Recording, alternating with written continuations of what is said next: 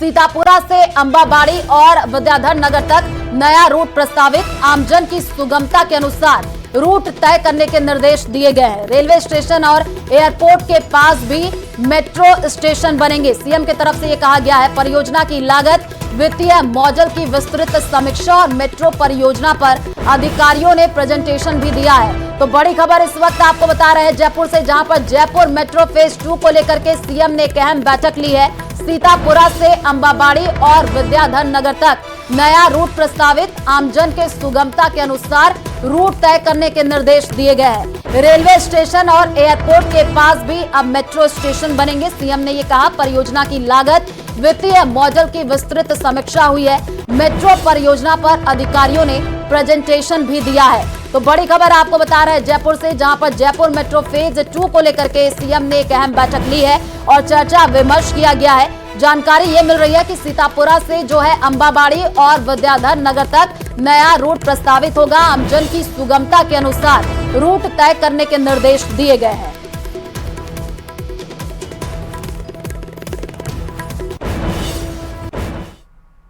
और बड़ी जानकारी आपको दे दें, जल संकट पर बड़ी बैठक हुई है। सीएम भजन लाल का सख्त आदेश, गर्मी में पानी की किल्लत बर्दाश्त नहीं। सीएम की तरफ से यह कहा गया है, जिम्मेदारों पर सख्त कार्रवाई होगी और 15 मई तक पेयजल व्यवस्था ठीक करे। सीएम ने यह कहा है, शहरी और ग्रामीण क्षेत्रों में पेयजल व्यवस्था दुरुस्त हो। हर जिला कलेक्टर को 1-1 करोड़ का अनटाइड फंड। पश्चिमी राजस्थान में पेयजल की कमी नहीं होने दी जाएगी। सीएम की तरफ से यह कहा गया। बड़ी खबर आपको बता रहे हैं क्योंकि पिछले कई दिनों से लगातार कई जगहों से ऐसी तस्वीरें सामने आई है जहां पर आम जनता को पानी का संकट झेलना पड़ रहा है और उसी को लेकर के सीएम ने एक अहम बैठक ली है। जल जीवन मिशन के 5000 वर्क ऑर्डर अप्रैल में जारी होंगे। सीएम ने कहा 2028 तक जल जीवन मिशन चलेगा।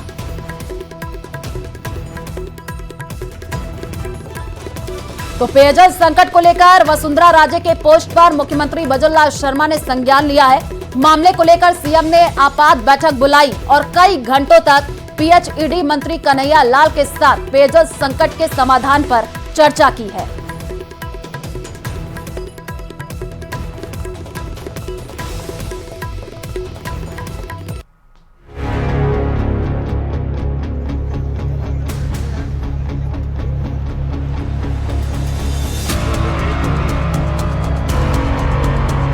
झालावाड़ में पेयजल संकट को लेकर पूर्व सीएम वसुंधरा राजे के पोस्ट पर केंद्र सरकार के बाद अब राज्य सरकार ने भी संज्ञान लिया है। 2 दिन के बिजी शेड्यूल के बाद गुरुवार को मुख्यमंत्री भजन लाल शर्मा ने इस मामले को लेकर आपात बैठक बुलाई, जिसको लेकर जलदाय विभाग के मंत्री कन्हैया लाल नागौर से सीधे सीएम हाउस पहुंचे। उनके साथ अतिरिक्त मुख्य सचिव भास्कर सावंत समेत कई वरिष्ठ अधिकारी भी मौजूद रहे।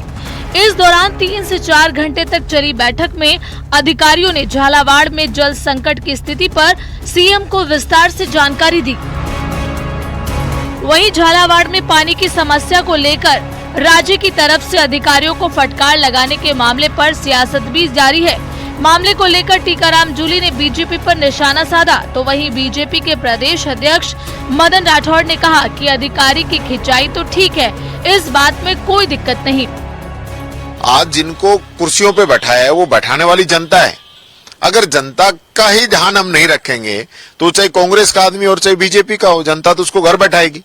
तो आज इन लोगों को ये समझ में आने लगा है कि हमें जनता की आवाज को उठाना चाहिए।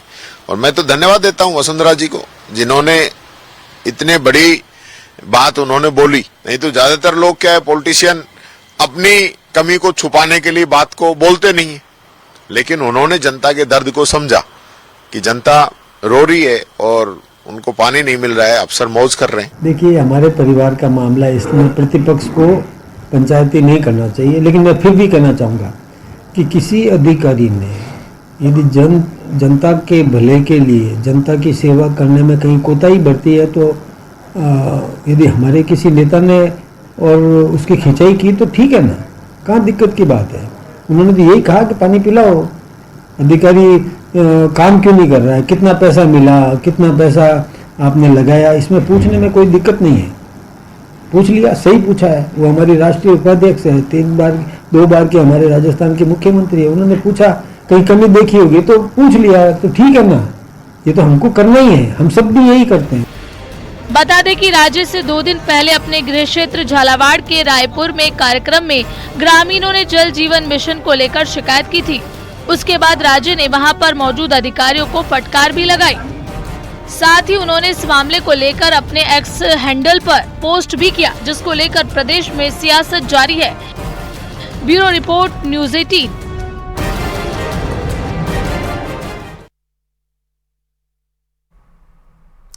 हनुमानगढ़ दौरे पर आए तिजारा विधायक बाबा बालकनाथ ने वक्फ संशोधन विधेयक पर बोलते हुए कहा कि जिनकी राजनीतिक दुकानें बंद हो रही हैं, वे संशोधन विधेयक का विरोध कर रहे हैं। उन्होंने कहा कि आम मुस्लिम विधेयक का विरोध नहीं कर रहा, बल्कि मुस्लिम समाज के माफिया इस विधेयक का विरोध कर रहे हैं, जिससे आम मुस्लिम का कोई लेना देना नहीं है। देश की जनता प्रधानमंत्री नरेंद्र मोदी के साथ है और रहेगी। वसुंधरा राजे को लेकर बाबा बालकनाथ ने कहा कि वसुंधरा राजे ने अधिकारियों को सचेत किया था। बाबा बालकनाथ ने भाजपा जिला कार्यालय में बैठक के ये बयान दिए हैं। समाज विरोध कर रहा, कोई मुस्लिम समाज विरोध नहीं कर रहा। ये भूमाफिया जो मुस्लिम समाज के थे वो विरोध कर रहे हैं। जिनकी दुकानें बंद होने वाली हैं वो विरोध कर रहे हैं। जिनकी राजनीतिक अस्तित्व खत्म होने वाला है वो विरोध कर रहे हैं। और उनका विरोध आज किसी भी तरह से ना देश हित में है ना उनके समाज के हित में है। वो तो व्यक्ति हित के लिए विरोध कर रहे हैं। उनका विरोध का कोई फर्क नहीं पड़ता है।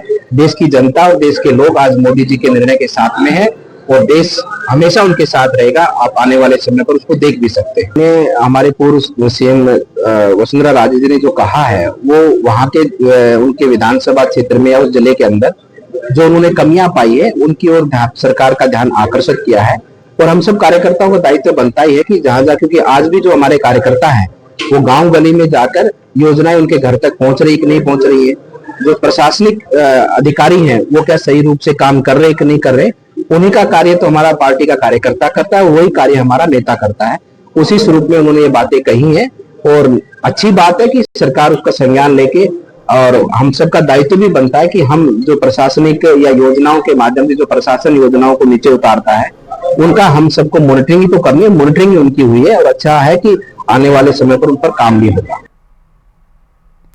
वक्फ संशोधन कानून के खिलाफ जयपुर में ज्वाइंट कमेटी तहफ़्फ़ुज़-ए-औक़ाफ़ ने जयपुर में प्रेस कॉन्फ्रेंस की है, जिसमें कई मुस्लिम और सामाजिक संगठनों से जुड़े लोगों ने शिरकत की।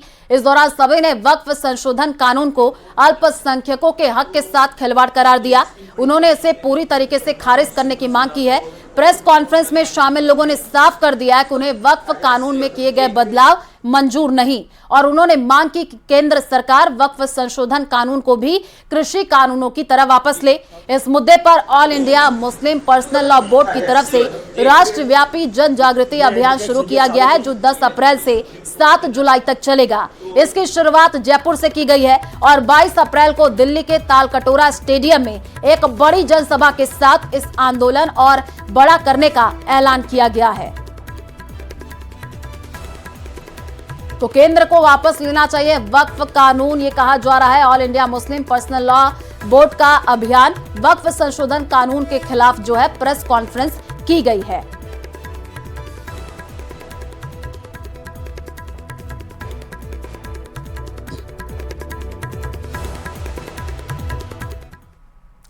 युवाओं की उम्मीदों के साथ खिलवाड़ करने वाले पेपर लीक के घोटालेबाजों के राज अब धीरे धीरे खुल रहे हैं। एक एक कर गुनाहगार पकड़े जा रहे हैं। इस मामले में अब एसओजी की टीम ने जैसलमेर के फतेहगढ़ एसडीएम हनुमान राम को पकड़ा है। आपको बता दें कि इसके बाद एसडीएम को पूछताछ के लिए जयपुर लाया गया। क्या कुछ है पूरा मामला, समझिए रिपोर्ट में।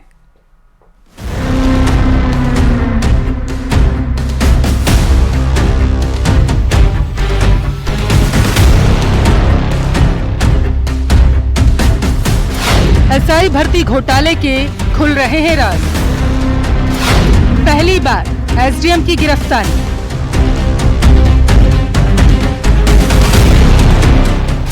पेपर लीक के और कितने गुनहगार।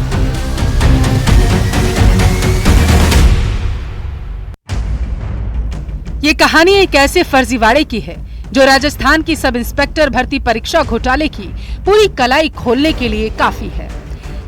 एसआई भर्ती फर्जीवाड़े में प्रदेश में पहली बार एसडीएम की गिरफ्तारी हुई। एसओजी की टीम ने जैसलमेर के फतेहगढ़ एसडीएम हनुमाना राम को गिरफ्तार किया तो जिले के प्रशासनिक हलकों में सनसनी मच गई। हनुमाना राम ने डमी कैंडिडेट बनकर नरपत राम की जगह एसआई भर्ती की परीक्षा दी थी। एसडीएम हनुमाना राम का नाम इस घोटाले में सामने तब आया जब पूछताछ में नरपत राम ने इसका खुलासा किया। दरअसल डमी अभ्यर्थी बैठाकर थानेदार बनी हरखू की जगह इंदिरा ने परीक्षा दी थी। मामले में कुछ दिन पहले जोधपुर में रेंज पुलिस ने इंदिरा को गिरफ्तार किया। इंदिरा के पति नरपत राम ने पत्नी के परीक्षा देने पर हरखू से 15 लाख रुपए लिए। दलाली करने के मामले में नरपत को गोवा से पकड़ा गया। पूछताछ में दोनों ने एसडीएम हनुमाना राम का नाम उगला और इसी के आधार पर हनुमाना राम को गिरफ्तार किया गया। मुख्यमंत्री जी द्वारा गठित एसआईटी टीम का नेतृत्व कर रहे हैं आदरणीय वीके सिंह साहब, एडिशनल डीजी एसओजी और एटीएस के नेतृत्व में कल हमने 2021 बैच सब इंस्पेक्टर की परीक्षा में एसडीएम हनुमाना राम, फतेहगढ़ में एसडीएम लगे हुए हैं, उनको कल हमने अरेस्ट किया है और ये 2021 के बैच के आरएस ऑफिसर हैं और अभी एसडीएम फतेहगढ़ हैं। हनुमाना राम बाड़मेर जिले के बिसारनिया गांव का रहने वाला है जो 2016 से लगातार आरएएस की तैयारी कर रहा था। हनुमाना राम ने 2016 में आरएएस की परीक्षा दी पर सिलेक्शन नहीं हुआ, लेकिन दूसरे प्रयास में उसका सिलेक्शन हो गया। हनुमाना राम ने 22वीं रैंक हासिल की, जिसके बाद उसकी पहली पोस्टिंग 13 फरवरी 2023 में जालोर के चितलवाना में एसडीएम पद पर हुई। इसके बाद सांचौर में एसडीएम बागोड़ा के पद पर रहे और फिर शिव एसडीएम के पद पर तबादला हुआ। 11 फरवरी 2025 को जैसलमेर के फतेहगढ़ में एसडीएम के पद पर ज्वाइन किया था। ये 2021 बैच की सेलेक्ट हरकू, जो पहले हरकू सेलेक्ट हुई थी, हरकू की जगह डमी बैठी थी इंदिरा और उसके पति नरपत की पूछताछ में चीज आई कि हनुमाना राम एसडीएम है जो नरपत और रामनिवास के डमी के रूप में बैठे थे। फिलहाल आरोपी हनुमाना राम ने किस किस अभ्यर्थी से कितने पैसे लेकर उनकी जगह डमी अभ्यर्थी बनकर परीक्षा दी, पेपर लीक किया और कितने गुनहगार हैं, इसकी पूछताछ उससे की जा रही है। हनुमाना राम इस वक्त जैसलमेर जिले के फतेहगढ़ में एसडीएम था और पिछले दिनों जब जोधपुर रेंज की टीम ने एसआई भर्ती नकल प्रकरण में 2 लोगों की गिरफ्तार की, उसके बाद पूछताछ में सामने आया कि उन्होंने डेमी कैंडिडेट के रूप में हनुमाना राम को परीक्षा दिलवाई थी और जिसके बाद सब इंस्पेक्टर भर्ती परीक्षा में उनका चयन हुआ। इस पूरे मामले का जब पर्दाफाश हुआ तब एसओजी मुख्यालय बुलाया गया हनुमाना राम को और उसके बाद हनुमाना राम ने पूछताछ में स्वीकार किया कि उसने डेमी कैंडिडेट बनकर परीक्षा दी थी और उसके बाद एसओजी ने हनुमाना राम को गिरफ्तार किया है। उसे आज कोर्ट में पेश करके 1 दिन के रिमांड पर लिया। आने वाले दिनों में हनुमाना राम की और मुश्किलें बढ़ने वाली है। चूरू में विद्युत विभाग की जिला स्तरीय मीटिंग में ऊर्जा मंत्री हीरालाल नागर जिले में विद्युत तंत्र में अव्यवस्थाओं पर भड़क गए। उन्होंने अधिकारियों के सामने इस बात को लेकर के नाराजगी जताई।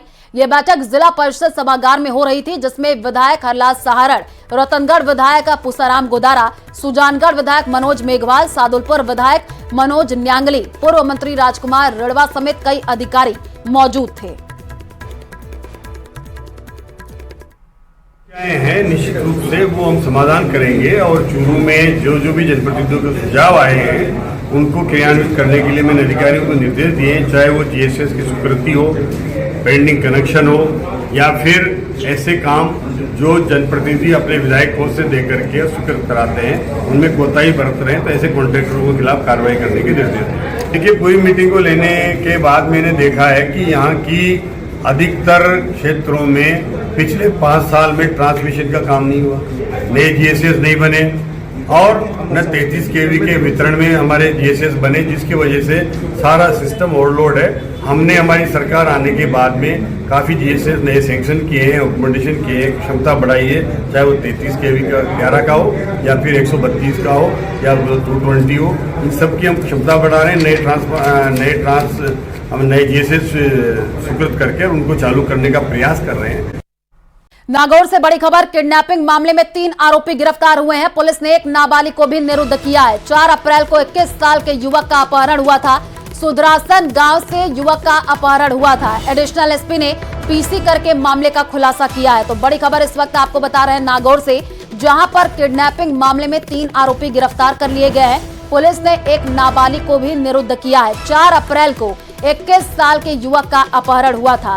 सुदरासन गांव से युवक का अपहरण हुआ था। एडिशनल एसपी ने प्रेस कॉन्फ्रेंस करके इस पूरे मामले का खुलासा किया है। तो बड़ी खबर आपको बता रहे हैं डिडवाना से, जहां पर 3 आरोपियों की गिरफ्तारी हो चुकी है। तस्वीरें भी आपको टीवी स्क्रीन पर दिखा रहे हैं। को थाना मोलासर के गांव सुदरासन से कैलाश सोनी के 21 वर्षीय पुत्र रजत सोनी का रात्रि 8 बजे करीब अपहरण हुआ था, जिसमें पुलिस ने तत्परता दिखाते हुए जिला चूरू और बीकानेर पुलिस के सहयोग से श्री डूंगरगढ़ से मात्र 5.5 घंटे में बच्चे को मुक्त करवा लिया था। उस प्रकरण में आज हमने 3 जो आरोपी है उनको गिरफ्तार किया है और एक बाल अपचारी को भी डिटेन किया है। 3 जो अपराधी जिनको हमने गिरफ्तार किया उनमें 2 की एक्टिव भूमिका है जो अपहर्ताओं के साथ थे, और एक जो मनीष नाम का है उसने रेकी की है और जो अपहरण करता है उनको सूचना दी है।